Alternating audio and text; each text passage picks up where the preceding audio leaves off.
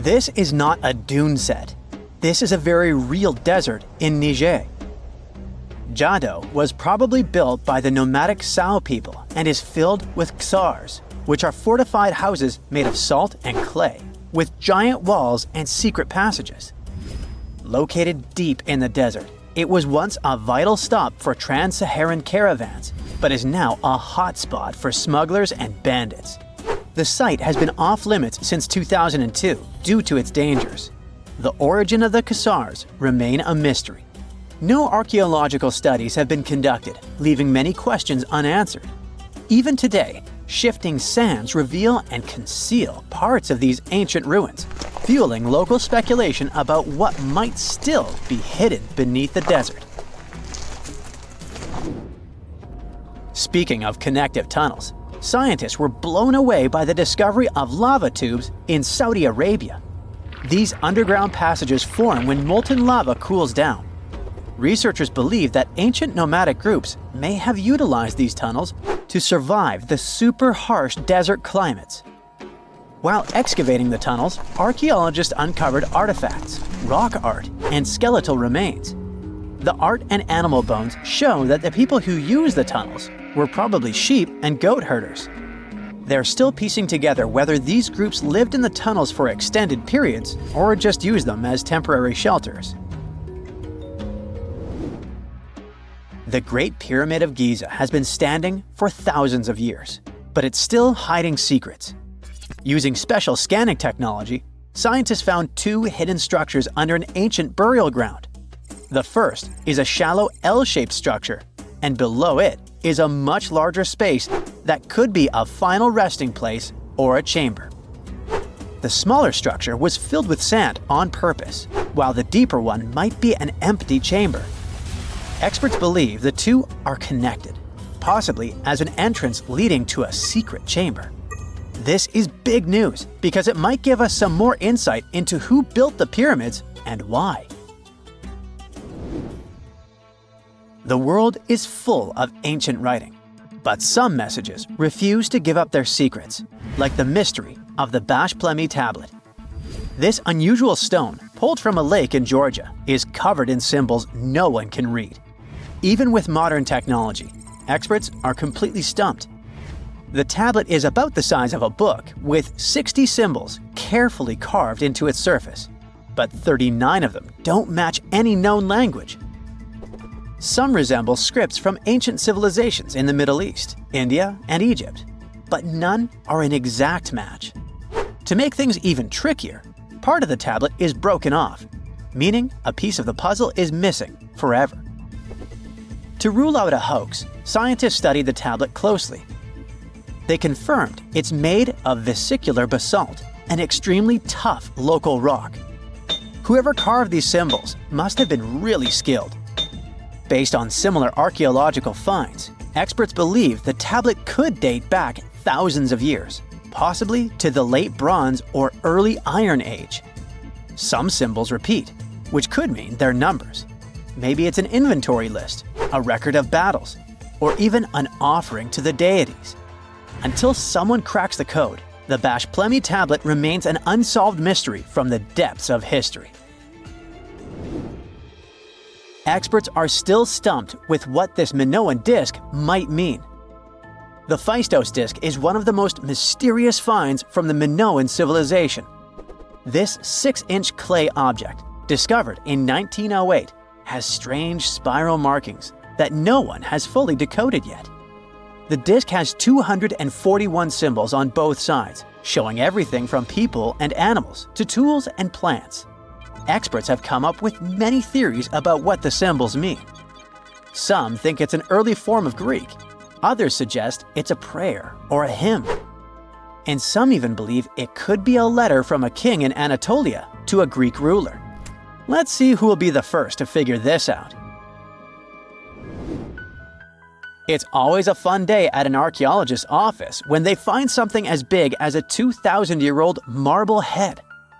A French archaeologist mission went digging inside an old medieval house near Alexandria in Egypt and found a statue's head depicting an old, possibly ill man. This statue dates from the last Egyptian dynasty before it became part of the Roman Empire, and the site where it was found is associated with the likes of Cleopatra and Mark Antony. For archaeologists, even the smallest finds at this site means a lot. You've heard of Lucy, right? The Australopithecus that was an early ancestor for us humans. Well, scientists found some of her species' footprints somewhere in Tanzania. The so-called Laetoli footprints are over 3 million years old. The trail stretched 88 feet and has about 70 footprints, left behind when a bunch of early humans walked across some wet volcanic ash. What's cool is that these early humans were already walking on 2 feet, like us, not all hunched over like apes. The close spacing of the prints shows they probably had short legs and a shorter stride than we do today. In an ancient Egyptian temple, archaeologists uncovered a shrine unlike any other, a place dedicated to falcons and 2 mysterious deities. One deity had a falcon's head, while the other wore a crown with a sun disk and cow horns. But the most baffling discovery was an inscription that read, "It is improper to boil a head in here." At the heart of the shrine, there are 15 headless falcons carefully arranged on a pedestal, likely as offerings to the falcon-headed deity. One theory suggests the birds were boiled first, perhaps to pluck their feathers, before being placed in the shrine, following the strange rule carved into stone. Archaeologists also found a 13-inch iron harpoon nearby. Its true purpose remains unknown, although the shrine also held remains of fish, mammals, and bird eggs, suggesting that the rituals may have included feasting. And speaking of ancient Egypt, meet Hathor. Scientists named her after the ancient Egyptian deity of motherhood, music, and singing. This wooden statue, housed at the Metropolitan Museum of Art, was thought to be just a beautiful artifact, until a surprising secret was uncovered. Using an X-ray machine, experts found a mechanical operating system inside it, with pulleys and axles connecting her shoulder to her left leg. When activated, the system made her hand raise and lower, an engineering marvel from over 3,000 years ago.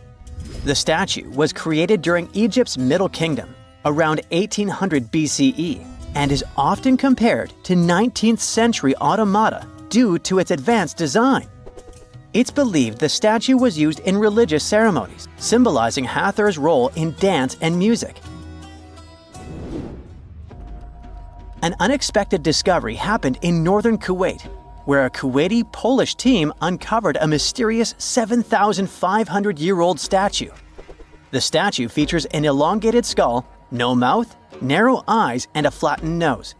This feature is thought to be an Ophidian figurine, named after the Greek word for snake, and it was likely made by the Ubaid culture, a civilization known for their pottery skills. While no one knows exactly what role this weird statue played, it might have been linked to rituals or symbolic practices. Some scientists think these figurines, found in homes or final resting places, were tied to important cultural beliefs. We couldn't mention unresolved mysteries of this world without speaking about these elongated skulls. In the deserts of Peru, researchers uncovered 5 ancient skeletons, 2 with unnaturally elongated skulls. While head shaping was common in many cultures, these skulls defy explanation. Local legends tell tales of the so-called gentiles, a mysterious race banished underground by the powerful deities. Some say this is what the skulls represent.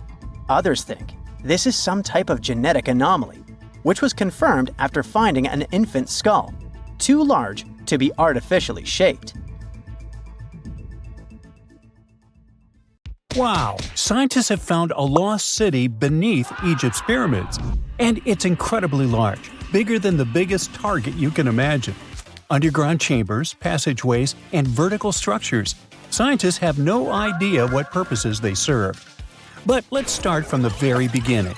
Italian and Scottish scientists studying the Pyramid of Khafra discovered something that looked like secret tunnels under 3 pyramids. This find might change what we know about ancient Egypt. The expedition, called the Khafra Project, was led by Corrado Malunga from Pisa, Italy, and Filippo Biondi from the University of Strathclyde, Scotland. Their mission was to focus on exploring Khafra's pyramid, the second largest on the Giza Plateau. Scientists uncovered a massive structure beneath the Pyramid of Khafra. Could it be an ancient Egyptian underground city? The experts analyzed the data they had and came to the conclusion that 8 large vertical structures could be hiding beneath, possibly wells or shafts. They extend a staggering 6,500 feet across. Imagine placing 2.5 Burj Khalifas on the ground, one after another, and you get the sheer size of this find. These shafts also plunge nearly 2,000 feet underground. Some of the deepest underground stations in the world are located at a mere 380 feet underground or so.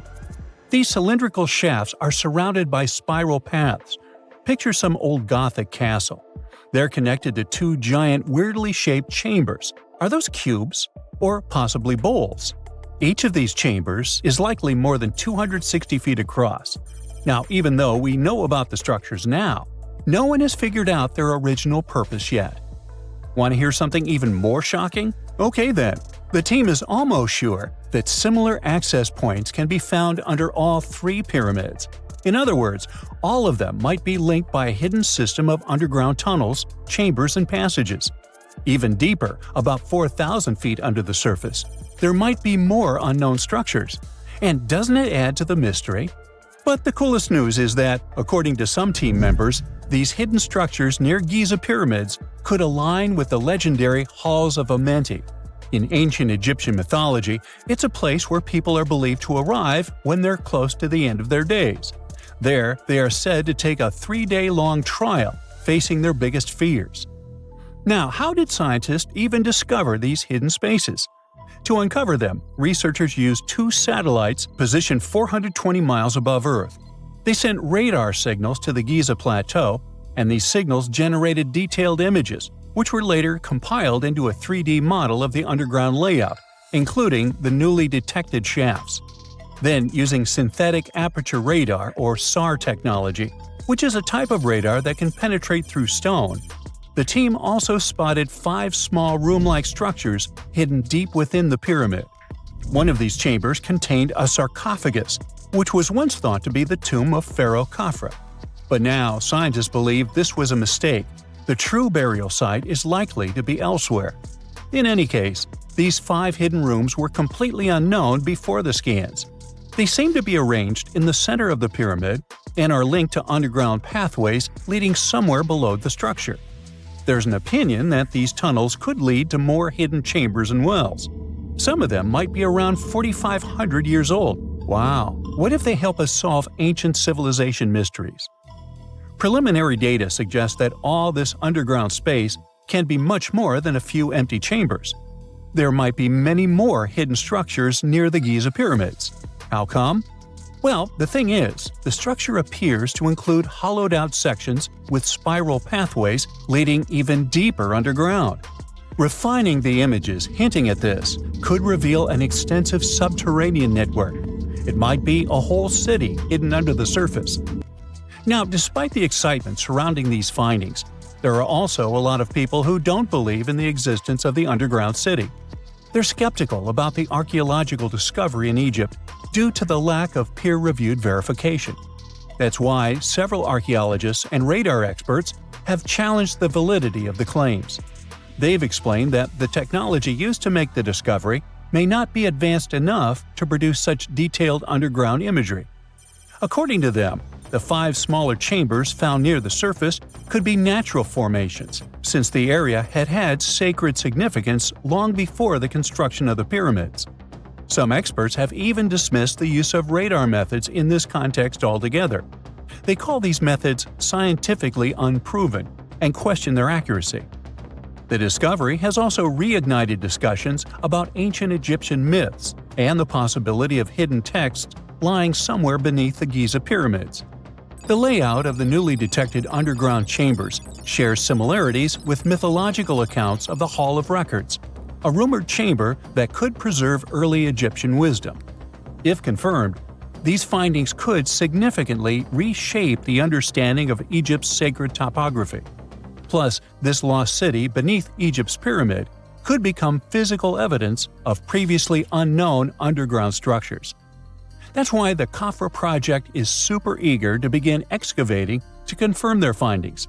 But getting approval from Egyptian authorities is a challenging process. The discoveries still need to undergo peer review before they are accepted by the academic community. By the way, this recent archaeological discovery in Egypt comes on the heels of another discovery involving a weird structure beneath the Royal Giza cemetery, which researchers believe is unnatural in origin. Archaeologists use remote sensing techniques and uncovered a mysterious L-shaped structure underground in the Western Cemetery of Giza. This area is known to house burials of royal family members and high-ranking officials. Many of the tombs in the cemetery have above-ground mastabas, rectangular stone or mud brick structures with flat roofs. But there is an area in the center of the cemetery where there are no above-ground structures.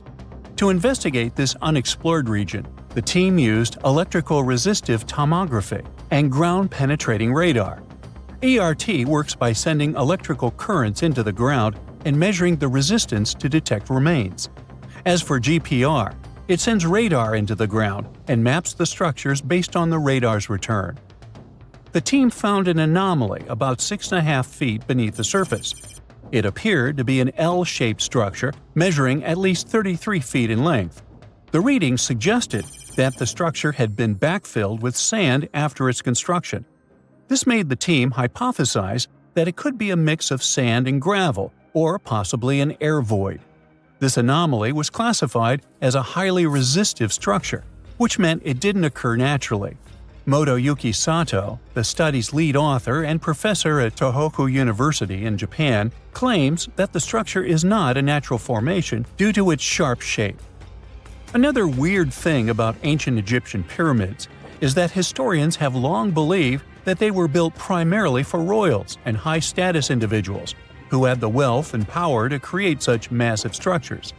However, new research from the archaeological site of Tombos in modern-day Sudan challenges this assumption. The thing is, Tombos' pyramid may have served as burial sites for low-status workers as well as elites. The hard-working members of ancient communities may have found their last resting place in some of the most visible monuments, including the pyramids. Located along the Nile River in the ancient region of Nubia, Tombos became part of Egypt after its conquest of the area around 1400 BCE. That's when Egypt established the site to strengthen its colonial control. Workers at Tombos built pyramids, but those were much more modest than the famous pyramids of Giza. The research team reanalyzed 110 human skeletons from Tombos, originally studied in 2012. In particular, they examined the entheses, the areas where tendons and ligaments attach to bones. Such an analysis can give us insights into the amount of physical labor a person performed. When someone does hard labor, their bones often develop distinct crests and ridges at these attachment points due to the stress on the tendons and ligaments. And while some skeletons showed little change in their entheses, suggesting they belonged to individuals from the upper classes, others showed more serious changes. It means they belong to lower-class workers. This finding can totally challenge our earlier understanding of pyramid burials, especially the idea that only elites were buried in the pyramids, because the pyramids themselves were designed for the elite. This recent research may prove that lower-class workers may have found their final resting place in these monumental structures too. There are mysterious plasma bubbles floating around the pyramids of Giza. As bizarre as that might sound, let's get one thing clear right off the bat. There's nothing extraterrestrial going on here. Plasma bubbles are those weather anomalies that form in a layer of Earth's atmosphere called the ionosphere. This is an invisible layer surrounding our planet that stretches roughly from 50 to 400 miles above Earth's surface, right at the edge of space. In this layer, The sun, being the giant hot power that it is, basically cooks gases, splitting them into electrically charged particles called plasma. Here's where it gets interesting. At night, especially near the equator, these charged particles get disturbed, and when a bunch of them suddenly vanish at the same time, it forms what we call a plasma bubble. Imagine it like a big empty pocket where the plasma is missing or its quantity is lowered, but it's only considered a plasma bubble if this phenomenon occurs on a large scale, typically around 62 miles in size.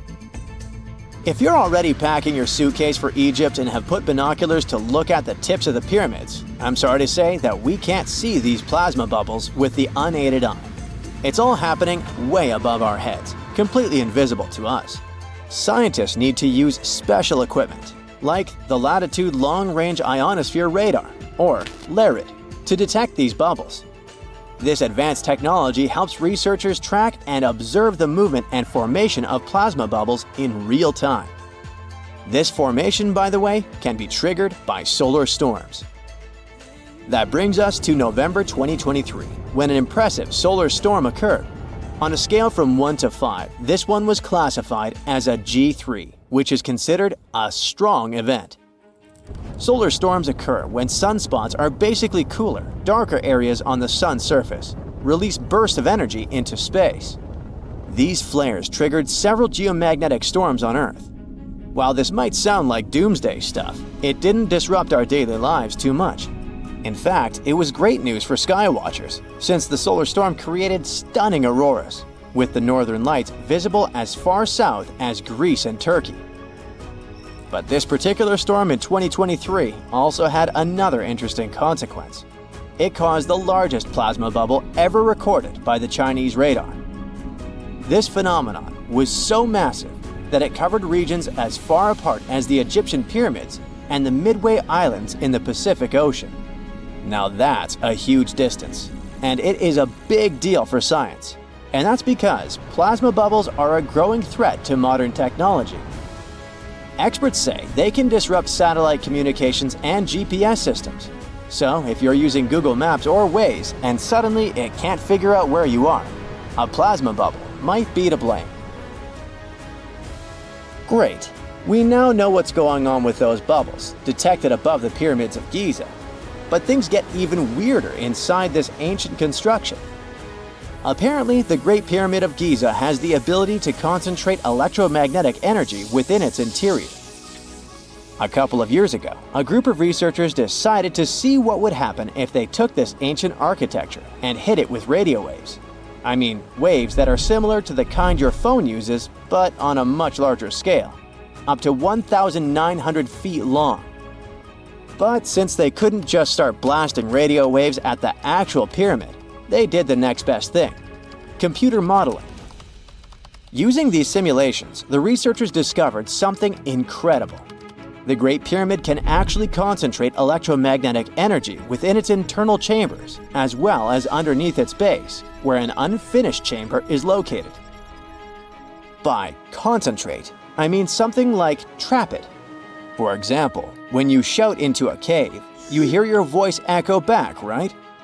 The sound waves don't just disappear, they bounce around and get focused.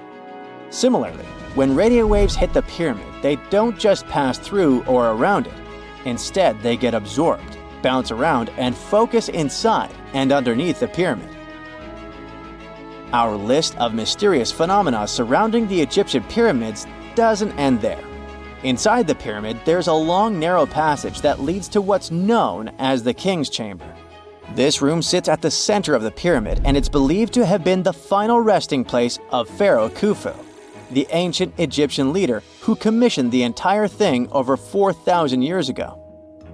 When visitors step into the King's Chamber, two things normally strike them: the room's incredible acoustics and its heavy, imposing structure, which is entirely lined with red granite. Recently, scientists have started to connect these two facts. Some researchers now believe that the King's Chamber might be able to catch or pick up sound energy generated from other parts of the pyramid. In other words, this room might have been designed to amplify sound in a way that no other chamber in the pyramid can. To test this theory, researchers conducted an experiment where they sang in the Queen's Chamber, which is located directly below the King's Chamber. Here's where it gets wild.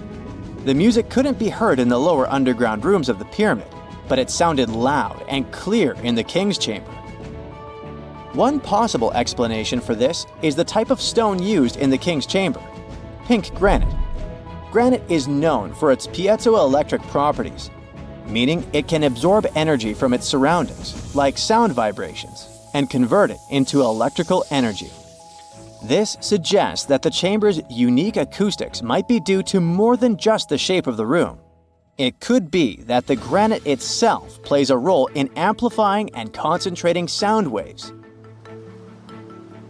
According to scientists, these discoveries open up a whole new field of research into the pyramid's potential. Could the ancient pyramids have somehow harnessed the energy created by sound waves, or even Earth's natural vibrations? It might sound far-fetched, but considering the granite's piezoelectric properties are well documented in modern science, it's not entirely impossible. Who knows? Maybe we've only just scratched the surface of what the pyramids were truly capable of.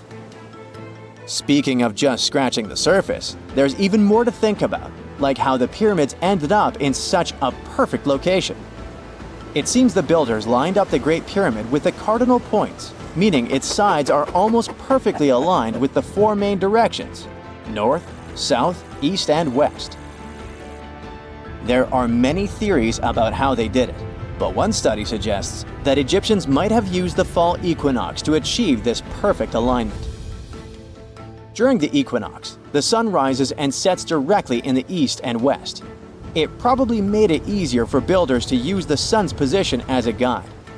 By watching the sun during this time, they could make sure the pyramids were positioned just right. If we think about all these strange things about the pyramids, their perfect alignment, the ability to concentrate radio waves, and the materials used in the chambers that might generate electrical energy, could the real purpose of the pyramids actually be much more complex than just being tombs? Well, Nikola Tesla thought so. It is said that the famous inventor and engineer was kind of obsessed with the Egyptian pyramids, and he wondered if they might actually be giant energy transmitters. He believed the shape and position of the pyramids could help them function as huge generators, capable of producing free, limitless energy. Some researchers agree with Tesla and believe that these massive monuments might have been designed as giant power plants. According to their theory, builders could have figured out how to move ions, those electrically charged particles in the atmosphere, by placing materials like copper, gold, and silver around the pyramids. So, it's definitely possible that the ancient Egyptians created a sustainable, renewable power source. Although this is a very interesting thought, we haven't been able to confirm this theory, and the true purpose of the pyramids remain one of humanity's biggest mysteries. The story goes that two Mayan twin boys loved to play ball. Sure, they were really good at it, but they also made a lot of noise when playing. The lords of the underworld soon became bothered by the sound and summoned the two boys to the underworld, a place the Mayans called Xibalba. As soon as the boys reached their gloomy destination, the lords of the underworld began putting them through a series of tests. Soon enough, the inexperienced twin boys failed the tests and lost their lives. But this was not in vain. This sad event resulted in the appearance of a beautiful fruit tree. Soon enough, a young woman saw a beautiful fruit on this tree and reached up to pick it. Legend has it that soon after that, she gave birth to another set of twin boys named Hunahpu and Xibalba. Just like their ancestors, these twins were great ball players, but they were equally as loud, and the lords of the underworld became annoyed again. They decided to ask this pair of twins to come to play a game in the underworld, hoping to get rid of them too. When the twins arrived, the Lord sent them through a number of frightening places. The first one was the House of Gloom, which was very dark. They then passed through the House of Knives, where they had to avoid getting injured. The twins then built a fire in the House of Cold, so that they didn't freeze, and ran through the house of jaguars, where they tricked the animals into not eating them. Finally, they entered the house of bats, where they seemed to have lost their luck. One of the bats managed to run off with Hunahpu's head. The lords then challenged the twins to play ball with them, but the boys were clearly at a disadvantage. Xibalba placed a turtle on Hunahpu's shoulders to make up for his lost head, and they began playing. As the lords became distracted by an animal near the court, Xibalba stole his brother's head and placed it back in its place. Much to the annoyance of the lords, the twins were now able to tie the game. Hunahpu and Xibalba continued to perform a series of tricks for the lords of the underworld. One of them involved Xibalba injuring Hunahpu and then bringing him back to life. The lords were so impressed by the twins' performance that they asked them to do the same trick on them. Of course, the twins agreed, but after performing their trick on some of the lords, they refused to revive them.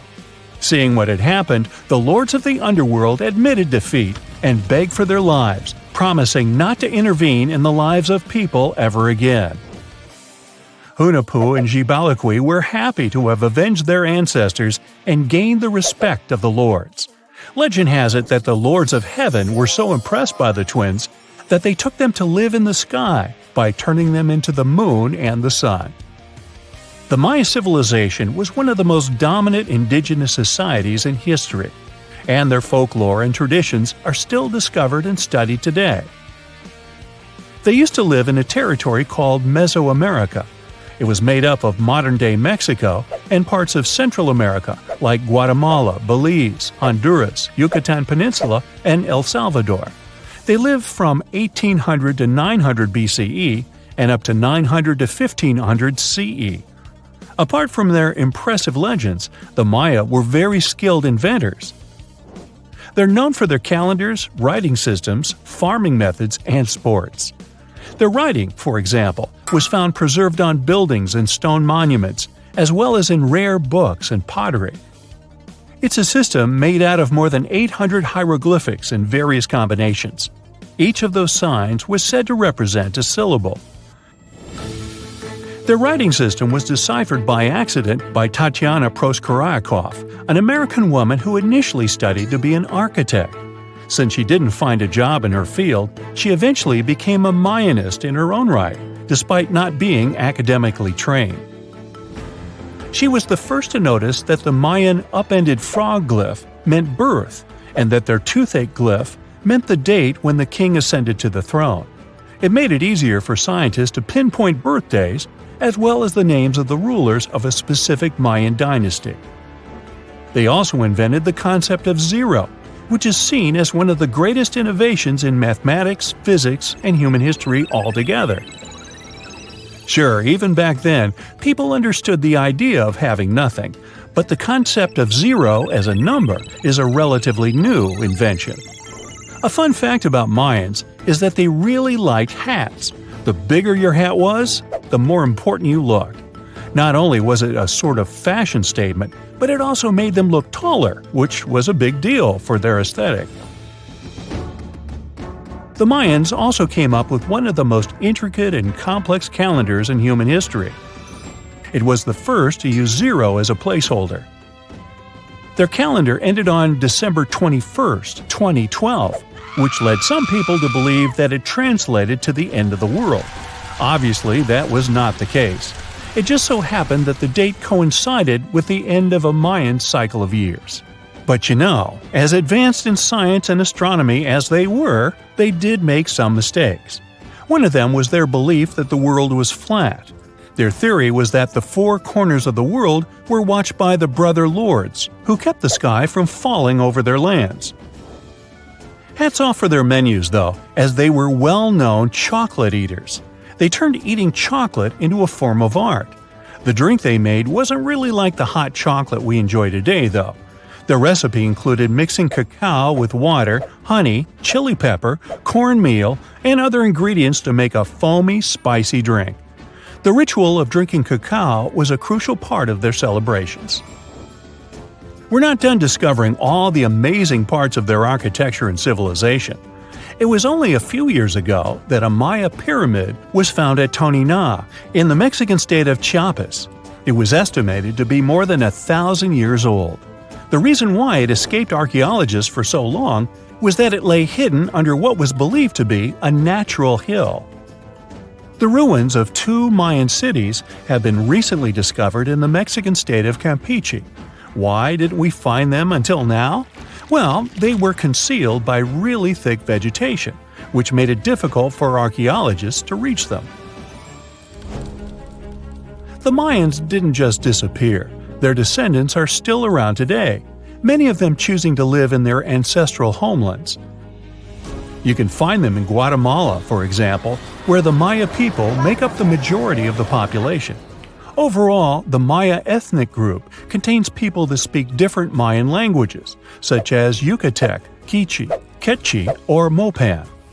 They had no idea what a spa day was, but the Mayans really enjoyed a nice sweat once in a while. Sweat lodges were discovered around ancient Mayan sites. They were built out of stone or adobe. These rooms were an essential part of their cleansing and healthcare rituals. One of the earliest sweat lodges was found in Quello in northern Belize and appeared to date back 3,000 years. One of the most important parts of the Mayan culture was a ball game which they named Pix. It had both political and spiritual significance. We can see ball courts at important parts of Mayan archaeological sites. The main goal of the game was to pass a rubber ball through a very high stone hoop without using your hands. Basically, it was a combination of soccer and basketball. However, it could have serious consequences. The loser could, at times, even lose his own life. Ooh, high stakes indeed. Because of this game and the need for bouncy balls, the Mayan people were some of the first cultures to use rubber. They made it using natural latex. There were different kinds of rubber depending on what natural substances the latex was mixed with. And that, my friend, is the way the ball bounces. Sorry, but you know me, I just couldn't resist. X-rays are a type of invisible radiation that can pass through our bodies and objects. They're very important in the field of medicine because they allow doctors to see inside our bodies without having to perform surgery. Now, let's dive into how X-rays work. They're a kind of electromagnetic radiation, just like light or radio waves. However, they have much higher energy than light, which makes them able to go through objects that light cannot. Imagine you have a powerful flashlight.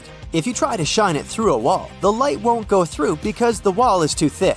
But these rays have enough energy to go through walls and even our bodies. The discovery of X-rays happened by accident in the late 19th century. A scientist was experimenting with cathode rays, which are a type of radiation.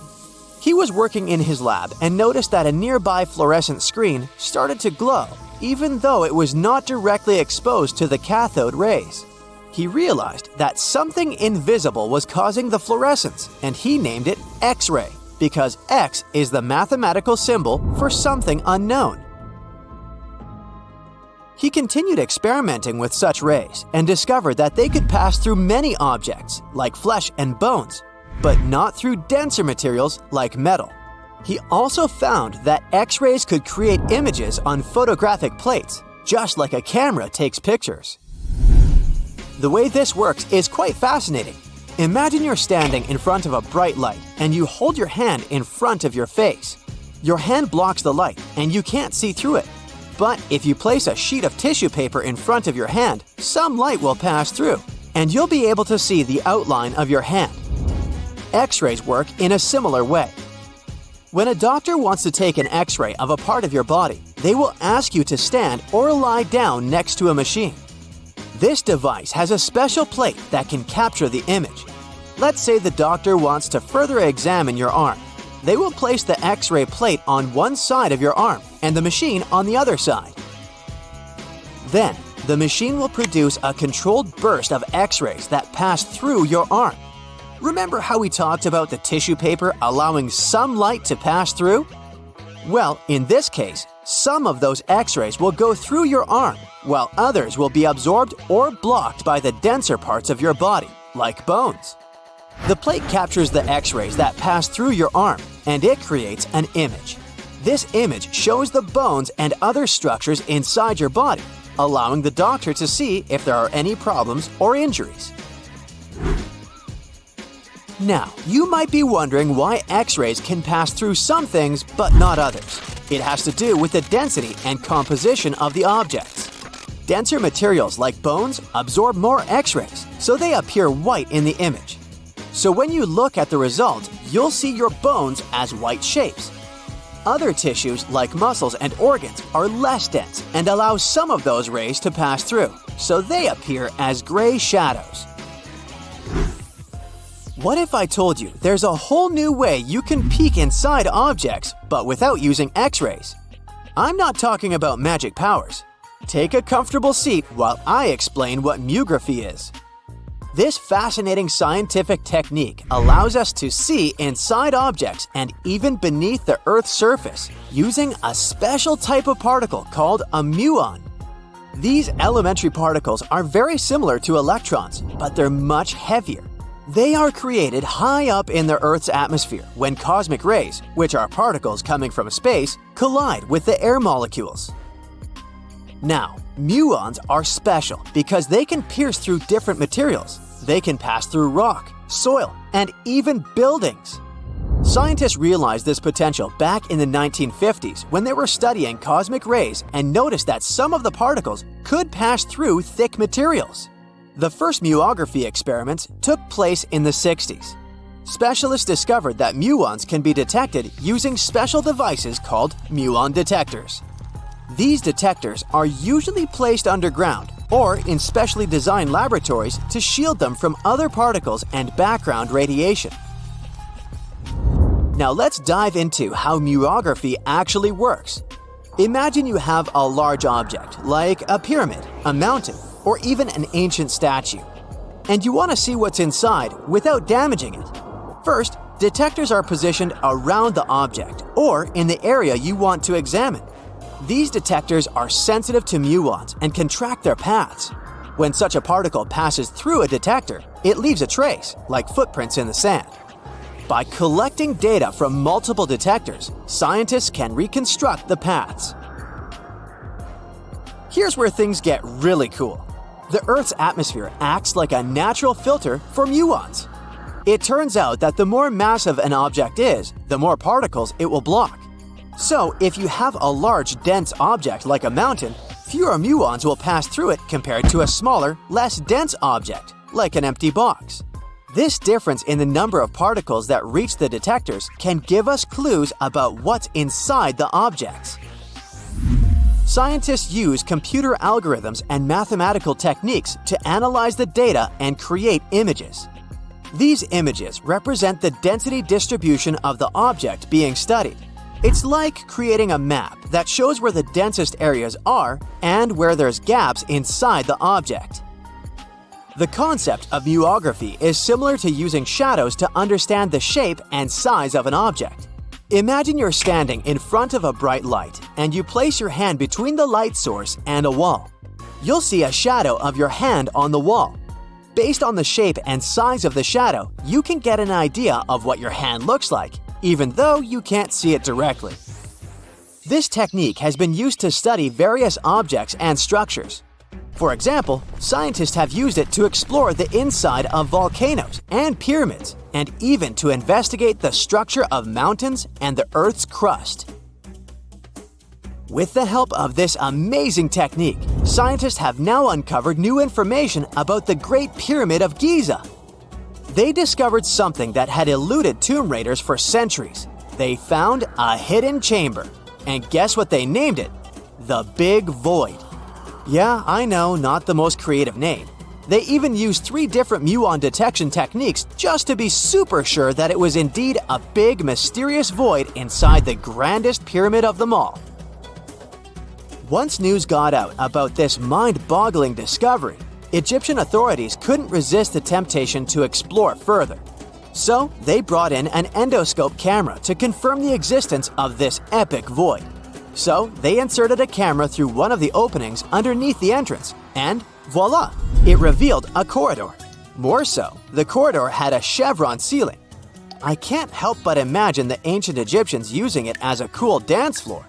Another team of scientists decided to take another shot at scanning this newfound void.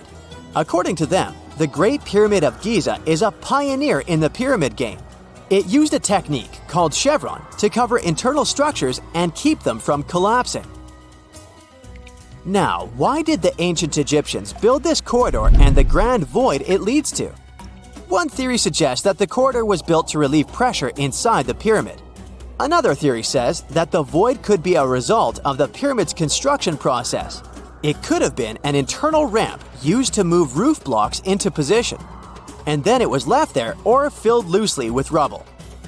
According to other enthusiastic explorers, there might be another burial chamber waiting to be discovered. They believe that the pyramids were built with a dash of randomness in the construction process. As the builders worked their magic, they realized that some chambers wouldn't be able to handle the weight of a majestic sarcophagus. So they made adjustments on the fly, creating new plans as they went along.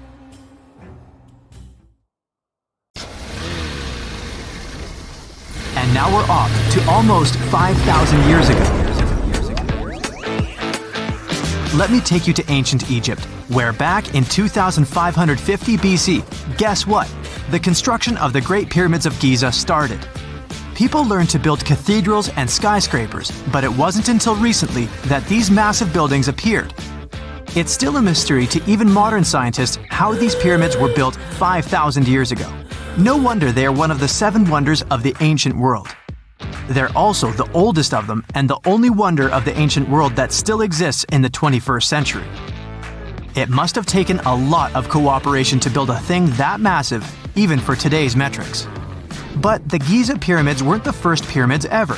The first one, called the Step Pyramid, was built around 80 years before the first Pyramid of Giza in 2630 BC for King Djoser.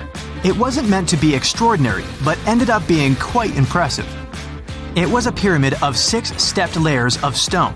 It was 204 feet high, which is as tall as a 19-story building. And it was the tallest building that existed at that time. It wasn't just a pyramid though, it was surrounded by a whole complex of buildings, including even courtyards. In ancient Egypt, people believed in the afterlife, so everyone, especially kings, wanted to make sure they had everything they needed to get ready for it. Here's why the pyramid complex was perfectly supplied with a lot of objects people used every day. The complex included a pyramid and a kind of a palace. Those buildings had many things the king loved and might need one day, like furniture, food, and gold vessels. After Djoser, building pyramids became common practice, but many pyramids weren't finished. It would usually take about 20 years to build one, but many rulers reigned way less than that. Overall, there are more than 100 pyramids. The most famous pyramids are the Great Pyramids of Giza. The first one and the biggest one was built for Pharaoh Khufu, around 2550 BC. Initially, it was 481 feet tall, which is as tall as a 40-story building. The second pyramid was built for Khufu's son, Pharaoh Khafre, around 2520 BC. It's just a bit shorter, usually standing at 471 feet high, a 39-story building. This is the pyramid with the famous statue of the Sphinx. Sphinxes have a lion's body and a human head. They were built to guard important areas. This one has the head of Pharaoh Khafre and is guarding his pyramid, facing the sunrise. The Sphinx is most well known and is one of the world's biggest and oldest statues. Originally, it had red color and did have a nose. It's still possible to see the trace of red pigment by its ears. But no one knows exactly when the nose disappeared. For some time, the Sphinx was sort of hidden underground, being covered with sand up to its shoulders. Luckily, in the early 1800s, an adventurer with a team of 160 people dug it out. The third Pyramid of Giza is the smallest one, being more than twice shorter. Originally, it was 218 feet high, about the height of a 20-story building. Built in 2490 BC, it was a pyramid for Khafre's son, Menkaure. The pyramids are designed to align with the points of the compass, and their sides symbolize the rays of the sun. But back at the time, there were no compasses. Ancient Egyptians figured out the directions themselves, and with amazing precision. To align the pyramids, they used 2 constellations, Originally, the pyramids were covered in smooth white limestone and had a gold-silver top to reflect the sun. Later, the white limestone was taken from the pyramids by other kings and used for other buildings.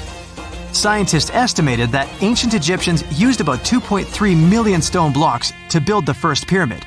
Each block weighed more than 1 ton. This is the weight of a rhino. Some blocks were even bigger, being almost as heavy as an elephant. 4.5 millennia ago, there was no modern equipment to help build it. There were no machines, no wheels, and even no steel. The only metal available to them was copper. Even today, scientists aren't sure how the Egyptians managed to build the pyramids. There are no records left that would shed light on it. Some even think that Egyptians wanted to keep it as their secret and didn't even record it on purpose. Many believe that poor people and foreigners built the pyramids, but it's not true. Actually, the builders were very skilled workers, and they were fed and paid well. The archaeologists claim that the builders lived in a nearby temporary city and were a highly organized community with a strong leader. Scientists say that around 20,000 people worked on each pyramid complex, and it took about 20 years to build each. It probably was a national project. The construction site was large in resources, and food and essentials were likely to be contributed from all parts of Egypt. Even with all that support, it remains unclear how people managed to cut, transport, and assemble those huge stones. One of the theories suggests the stones were most likely transported on boats down the Nile River. Then, there was a harder part. They had to be moved to the construction site. For that, they probably used wooden sleds. It wasn't very hard to pull them because the sand mixed with the right amount of water was pretty slick. And 10 people could move a sled even with a rock weighing 1 ton pretty easily. Finally, one last problem. The stones had to be lifted and put into place. Archaeologists have discovered the remains of the ramps system that dates back to when the pyramids were built. Most likely, the Egyptians designed a unique system to move and pull huge stone blocks, but no one knows what it looked like exactly. The most common opinion is that there were several ramps around the pyramid to help move the blocks. The ramp was growing with the pyramid getting higher. They suppose people were walking up the stairs, pulling the stone on the wooden sled up in the middle on the sandy ramp. But this is just one of the options. Others say that the ramps were going around the pyramid. Some say the ramps were inside the pyramid. But we'll never know for sure, and it'll forever remain a mystery, just like the ancient Egyptians wanted. Surprisingly, there's not much inside the pyramids. Most of it is just solid stone with very little open space. But let's take a quick look inside the biggest of the pyramids of Giza.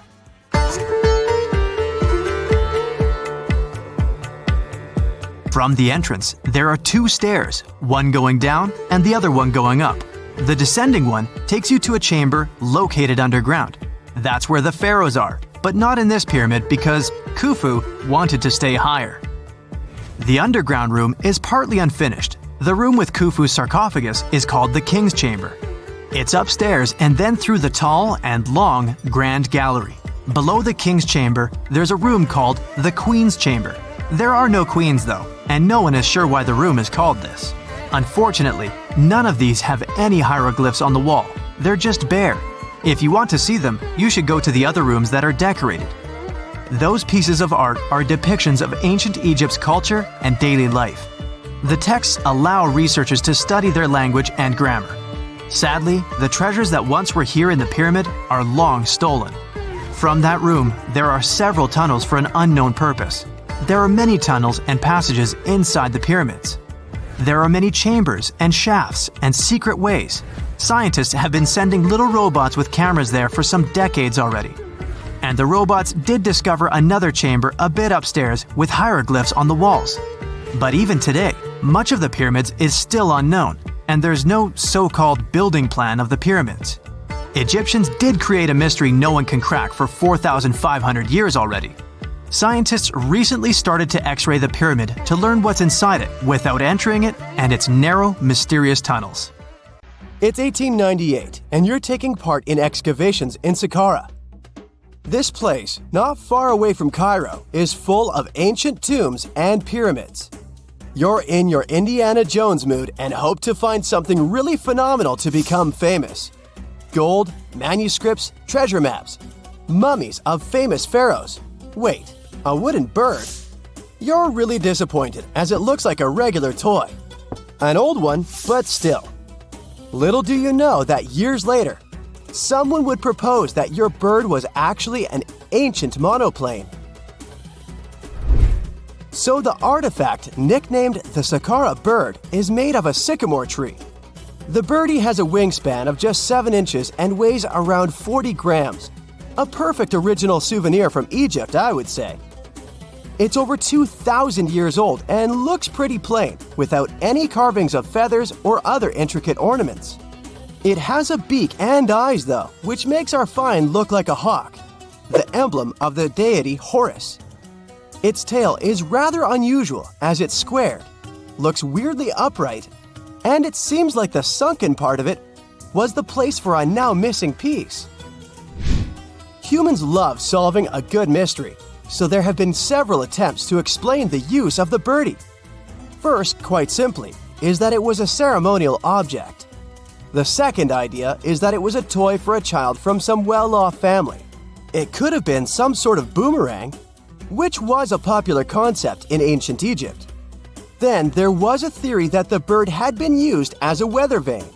But this one has been debunked as the figure doesn't have any holes or markings, except for the one made at the museum in Cairo to fix the exhibit on a stick.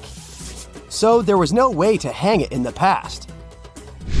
Almost a century after the bird was found, Egyptologist Dr. Khalil Masiha proposed a new theory that it could have been a model of a monoplane. He believed the bird was missing a horizontal tailplane. Otherwise, it had its wings set at a right angle, similar to that of modern planes. It could have worked to generate the aerodynamic lift necessary for flights. Dr. Masiha also claimed that it was common at that time to place miniature models of technological inventions in tombs. So, did the ancient Egyptians really invent the plane in 200 BCE?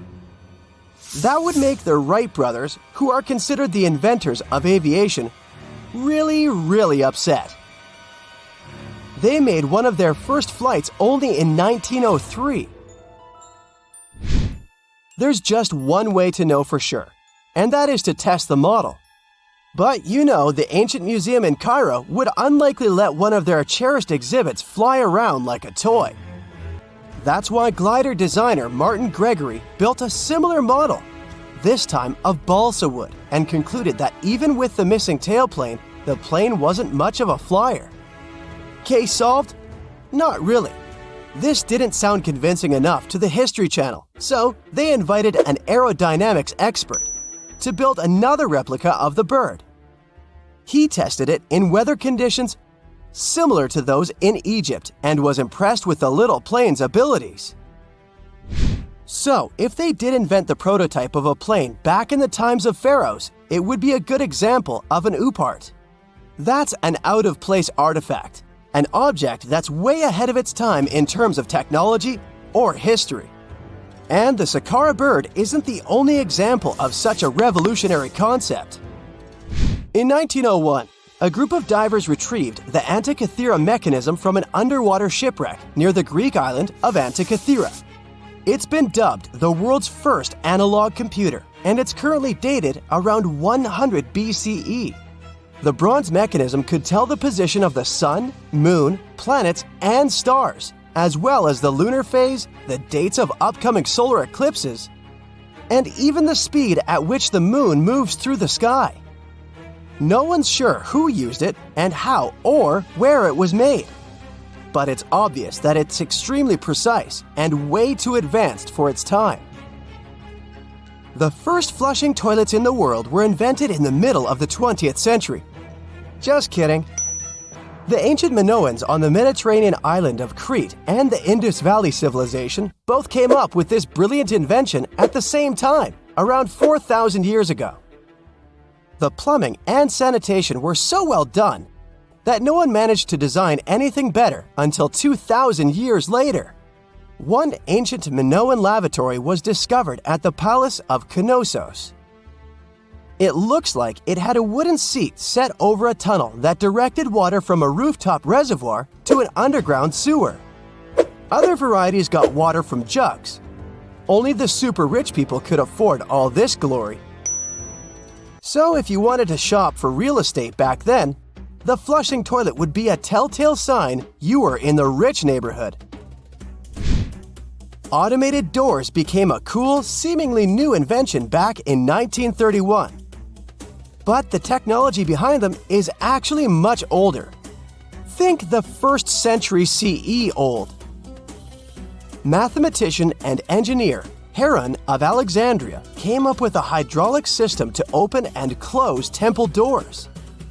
To bring it into action, you need to light a fire to produce heat. There was a brass pot under the fire, half filled with water. The inventor connected the brass pot to containers that acted as weights. When the fire was burning, the water moved into the containers. They went down and pulled the ropes. It was nothing like a supermarket door that opens in front of you before you even have time to think. Heron's door took hours to open, and there was no way to stop the process. That's why they only opened the doors once a day before people entered the temple, to add some mysticism at the temple during ceremonies. Spooky. Looks like the first ever battery was invented in Baghdad around 2,000 years ago. A German archaeologist found this oval-shaped clay jar in 1938. Scientists are still not sure what purpose it served and who exactly invented it. There is a theory that it was used for electroplating objects with precious metals.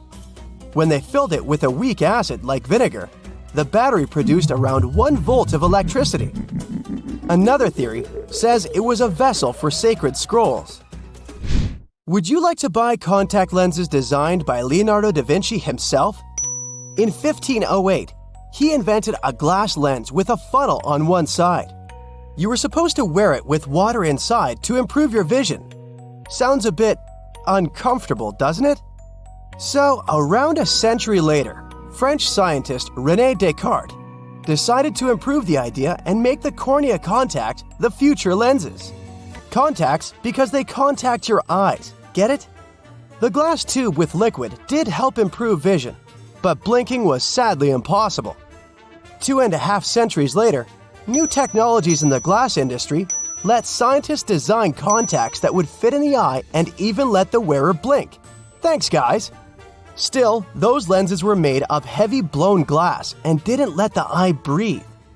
About 50 years later, contacts became plastic, lightweight, unbreakable, and scratch-resistant, but still covering the entire eye.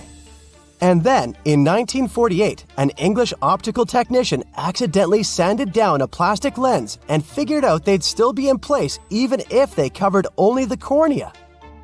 Imagine you're living in 19th century London and need to send a message to New York.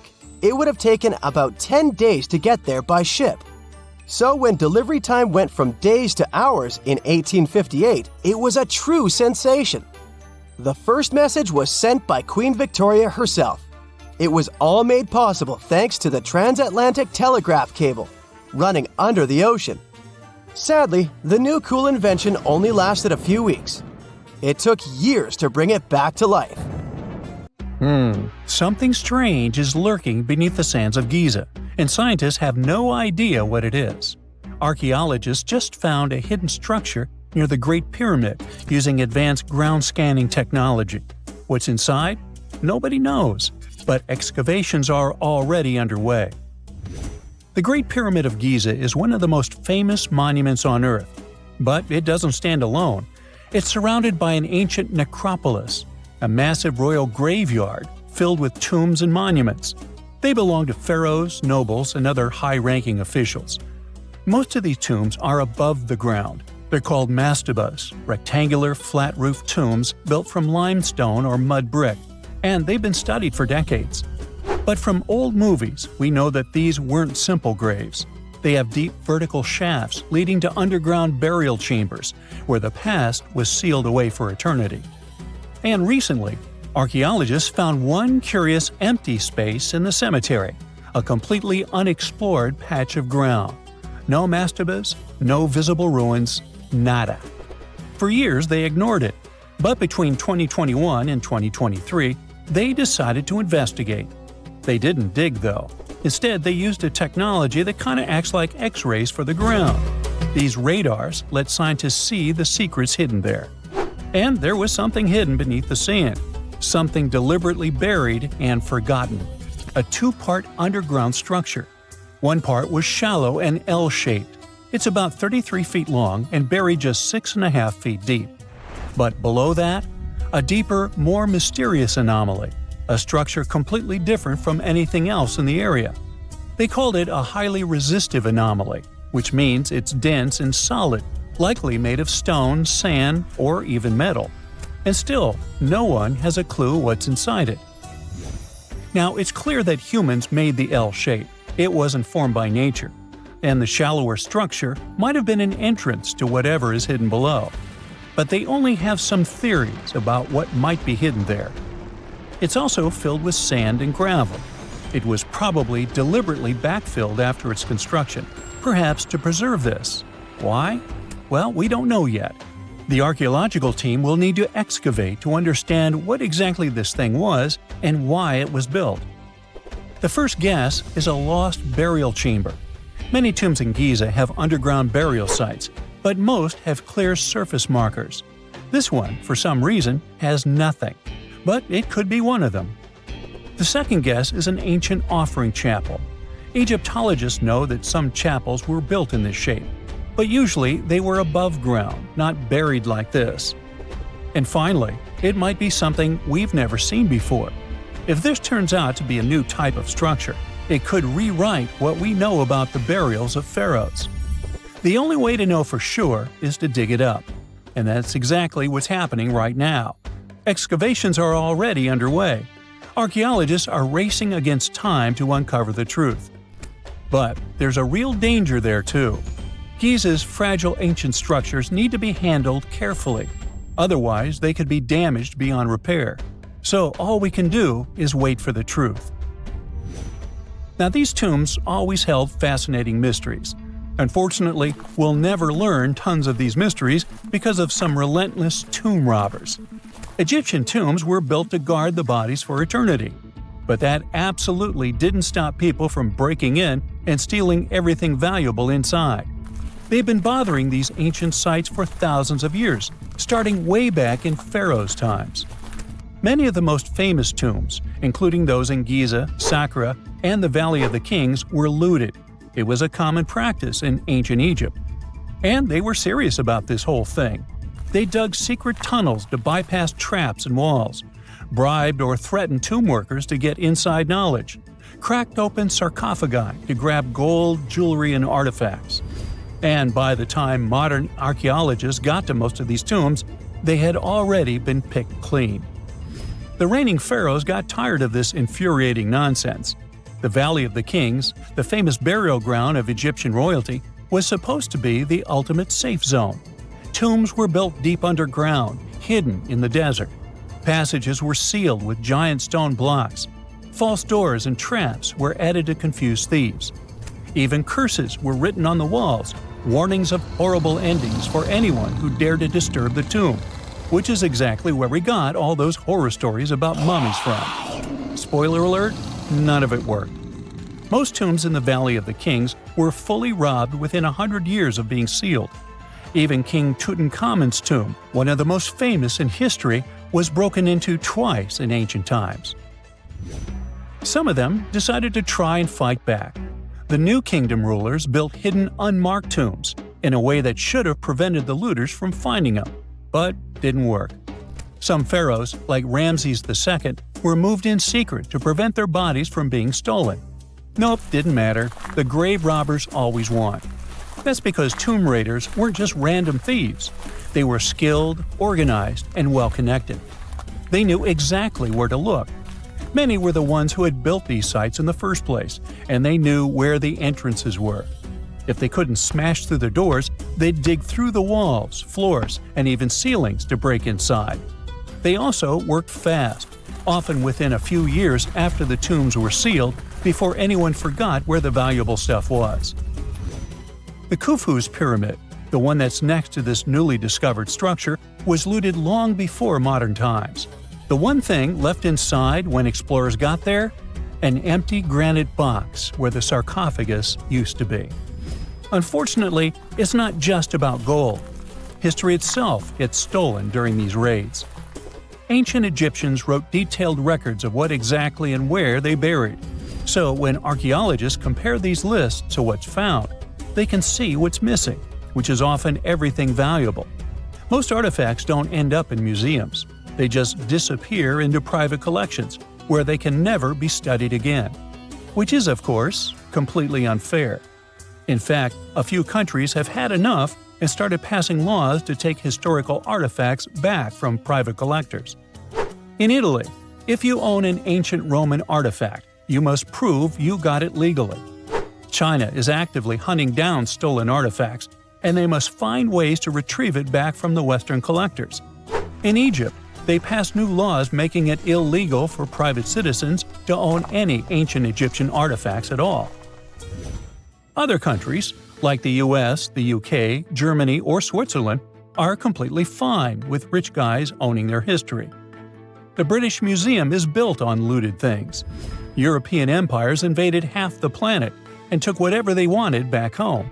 Their museums are often full of such stolen artifacts, and unfortunately, they refuse to give most of them back. For example, the Rosetta Stone.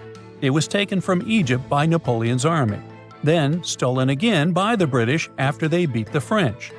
Egypt has been demanding to return for years, but they still can't get it back. Or the Parthenon marbles. These magnificent massive Greek structures were taken from the Parthenon in Athens by a British lord in the 19th century. Greece has been begging for them back ever since, but the UK doesn't feel like it. Not to mention tons of Mesoamerican artifacts scattered in various museums across the world. European explorers raided Mayan and Aztec temples, took statues, jewelry, and sacred objects, and now Mexico is fighting to get them back. Well, wouldn't it be surprising even if this mysterious underground chamber has somehow been looted already? But if it's a newly found place, could it be one of the few that escaped the hands of grave robbers? Could there still be ancient artifacts, untouched for 4,500 years? We can only hope that those guys didn't get there first. When you hear the word mummy, you might get a chill down your spine. That's because most of us associate this word with those creepy characters we've seen in some scary movies. But in reality, mummies have helped us understand a lot about ancient civilizations, their rulers, and about how people used to deal with losing their loved ones. The people most famous worldwide for their mummies are the ancient Egyptians. They believed that some sort of existence after passing away was possible, if certain conditions were met. That's why they insisted on preserving the human body through the process of mummification and placing the mummy in a furnished tomb, kind of like giving it a fully functioning apartment of its own. Why did they believe in this? Well, because they were deeply connected to their natural environment for the most part. They saw the natural cycles around them, like how the sun rose every day, followed by the moon, or how new life was always sprouting from plants, even after they had wilted away. They also believed that the powerful spirit Osiris, who represented the cycle of passing away and resurrection, played a role in this process. To prepare for the afterlife, the ancient Egyptians followed certain rituals, like mummification, which involved using materials like honey, resins, and incense to preserve the body. There's no other mummy more popular than that of King Tut. He was a young pharaoh who ruled over 3,000 years ago in Egypt. The problem with discovering ancient royal tombs is that most of such burial sites were previously robbed. People knew ancient rulers had been left with many valuable belongings, so those locations became vulnerable to thieves. When King Tut's tomb was opened in 1922, people were excited because it had not been robbed, like many other previously discovered royal tombs. That's how well hidden it was. Inside, his mummy was encapsulated in a total of 3 coffins, including one made of gold. The objects found in his tomb showed us what ancient Egypt was like, and studying his mummy also helped us learn about the culture and practices popular at the time when he passed away. We also learned about his family by looking at his DNA. Scientists were able to discover that he had had a disease called malaria and a problem with his foot that might have made it hard for him to walk. Ramses II was another pharaoh in Egypt who ruled for 68 years, which was quite a lot back in the day. He was known for his expansion campaigns and building projects. Many objects from his time as a ruler still exist today, including a large statue of him. Ramses II was about 6 feet tall and lived to be about 90 years old. After looking at his mummy, scientists concluded that he may have had a medical condition that affected his spine. Now, remember those thieves I mentioned before? They are probably the reason why Ramses II ended up in a plain coffin in a secret collection of royal mummies at Deir al-Bahari, which was rediscovered in 1881. Thankfully, archaeologists were able to identify him because his journeys had been recorded on his wrappings. The process was really tedious too. In fact, in ancient Egypt, the mummification process could take a staggering 70 days to complete. A special person would say a very specific speech while delicately handling the body and drying it out using a type of salt called natron. They also used linen and resin to make the body look more lifelike and to wrap it in cloth. The tomb was equally as important for ancient Egyptians. The walls of King Tut's tomb, for example, were adorned with intricate artwork that depicted his journey to the afterlife, from his burial procession to his passage through the underworld. The ancient Egyptians believed that everyone made this journey after passing away, and they filled their tombs with items and paintings to help the person in their spiritual travels. Additionally, the walls of the tomb were decorated with spells from a special book, which contained a collection of poems that the Egyptians believed would help people reach the afterlife. And speaking of how important this journey was, people also placed food in these ancient tombs. In King Tut's tomb, archaeologists discovered 36 jars of vintage beverages and 8 baskets of fruit, which were believed to be left there to help him in his journey to the afterlife. The Egyptians believed that traveling to the afterlife took a really long time, so they left a lot of supplies, such as food and water, to sustain their loved ones. Pharaohs also generally had numerous luxurious garments and beautiful jewelry in their tombs to ensure that they would have a fashionable journey. These items included various types of linen clothing, such as tunics, scarves, gloves, and headdresses, as well as a lot of gold jewelry with precious stones, like bracelets, buckles, pendants, necklaces, rings, and even precious depictions of insects for protection. Some were also deposited with fans made from ivory and ostrich feathers to keep them cool in the afterlife. Some ancient rulers were even placed in their forever apartments along with boats. For example, Pharaoh Khufu built the Great Pyramid at Giza as his tomb, and a large ship was found inside. King Tut, however, was buried with multiple boat paddles, but no actual boat. Instead, he had 3 chariots and numerous walking sticks made of precious materials, perhaps indicating he'd rather travel to the beyond by land, not by water. Amongst the most interesting objects found near ancient mummies are bottles of oils and perfumes. If rulers were supposed to be fashionable, why not smell nice too, right? Also, some of them had some ancient kinds of board games, most of them made out of precious materials like gold or ivory. One of those games was called Senet. It was very popular amongst the ancient Egyptians and very similar to modern-day chess. The ancient Egyptians may have the most famous mummies out there, but they weren't the first to invent the procedure. In fact, it all started in South America with an ancient civilization named the Chinchorro. As far as we know today, these people were the first to mummify their loved ones that had passed away. They did it somewhere around 2,000 years before the Egyptians started their own rituals. Sure, we can tell a lot about ancient rulers by studying these mummies, but until recently, we had no idea what they really looked like during their lifetime.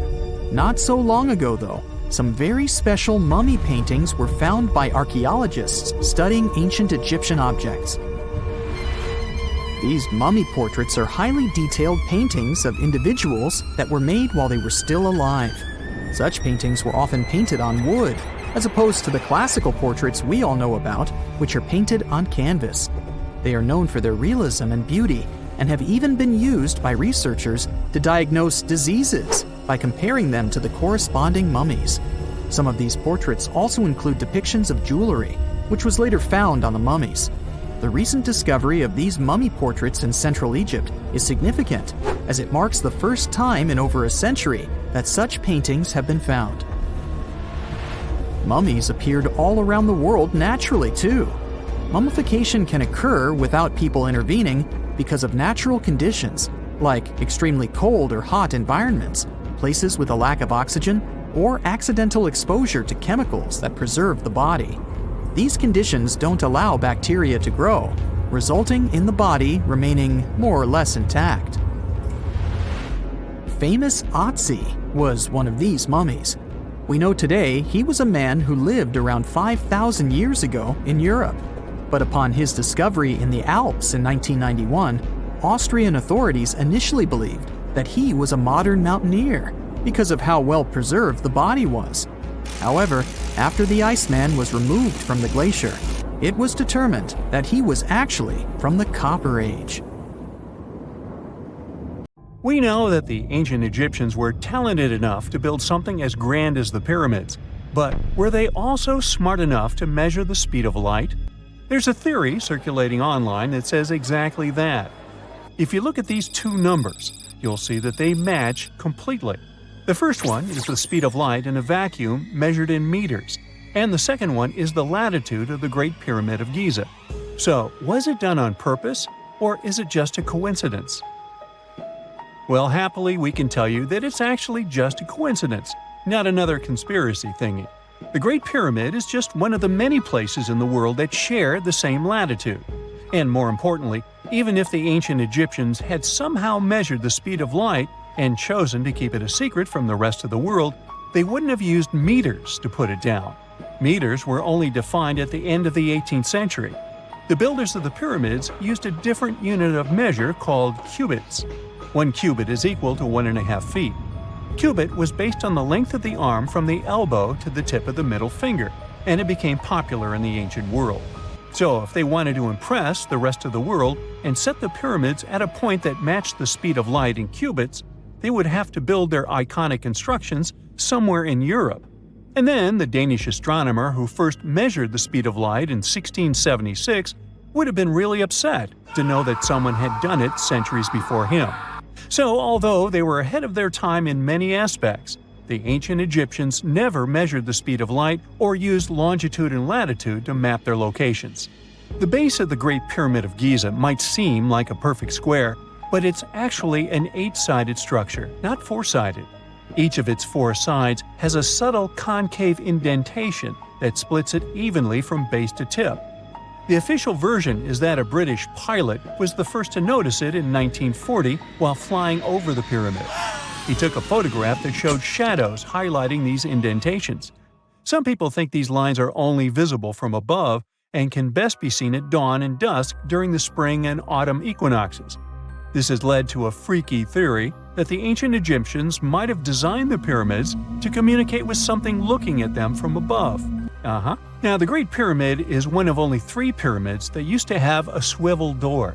It weighed around 20 tons, but they could still easily open it from the inside. Its precise fit made it nearly invisible from the outside, with no visible latch or handle. There were only slight variations in the exterior stone that gave out an opening. The other 2 pyramids with similar doors belonged to Khufu's father and grandfather. The Great Pyramid also has a hidden void at least 100 feet long that was only found in 2017. We still don't know what lies within the space, what purpose it served, or if it is the only space of its kind. Researchers used the same tech to see through cathedral walls, Mayan pyramids, and even volcanoes. It depends on a natural shower of subatomic particles called muons. They pass more easily through empty space than through solid materials. So if they arrange multiple muon detectors around a structure, scientists can map out its solid and empty areas.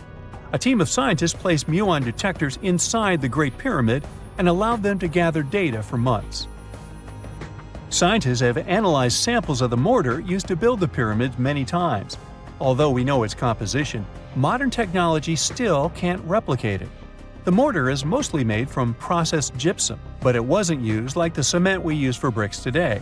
Instead, they used it to support the joints between the massive stones as they were set in place. The estimated amount they needed to construct the Great Pyramid was around 500,000 tons of mortar.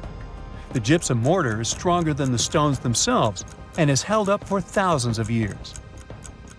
Now, all four sides of the Great Pyramid are aligned with the cardinal points – north, south, east, and west.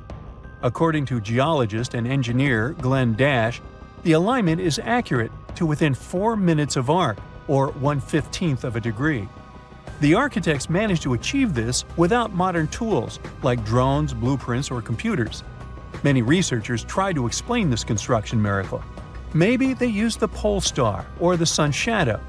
Dash recently proposed a new, simpler idea. The Egyptians might have used the autumnal equinox to align the pyramids. It happens twice a year when the Earth's equator passes through the center of the sun's disk, making day and night nearly equal in length. To test his theory, Dash conducted an experiment on the 22nd of September 2016, the first day of the fall equinox. He used a special rod the Egyptians had to cast a shadow and tracked its tip at regular intervals, forming a smooth curve. By connecting 2 points of the curve with a taut string, he created an almost perfect east-west line. Dash noted that on the equinox, the shadow's tip runs in a straight line, nearly perfectly east-west, and with a slight counterclockwise error. There's a similar error in the pyramids. Although his experiment was conducted in Connecticut, Dash believes that the same method would work in Egypt. All the ancient Egyptians needed was a clear, sunny day. They could determine the fall equinox by counting 91 days from the summer solstice.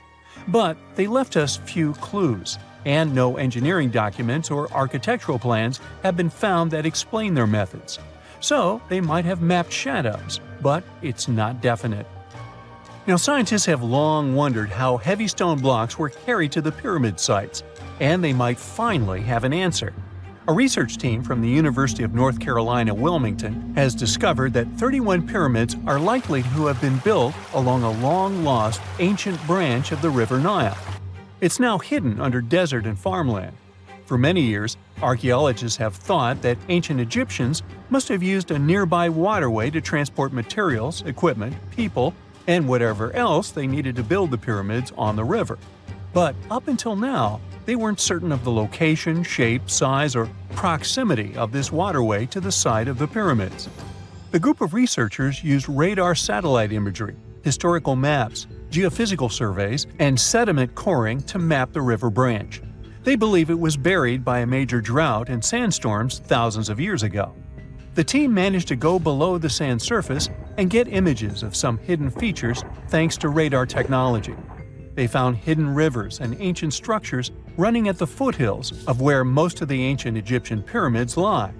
The discovery of this extinct river branch helps explain the high pyramid density between Giza and Lisht, in what is now an inhospitable area of the Sahara Desert. Now, Egypt isn't the only country with the most pyramids in the world. The champion's title here goes to its southern neighbor, Sudan. It has between 200 and 255 pyramids, compared to Egypt's measly 138. They were built by members of the Kingdom of Kush, an ancient civilization that ruled the lands along the Nile River many years ago. They started erecting pyramids around 500 years after the Egyptians had stopped doing it. Their pyramids are much smaller than the Egyptian ones, but were built for the same purposes. Archaeologists are still working to find out how the pyramids in the Sudan were built, how long it took to complete them, and what happened to their society.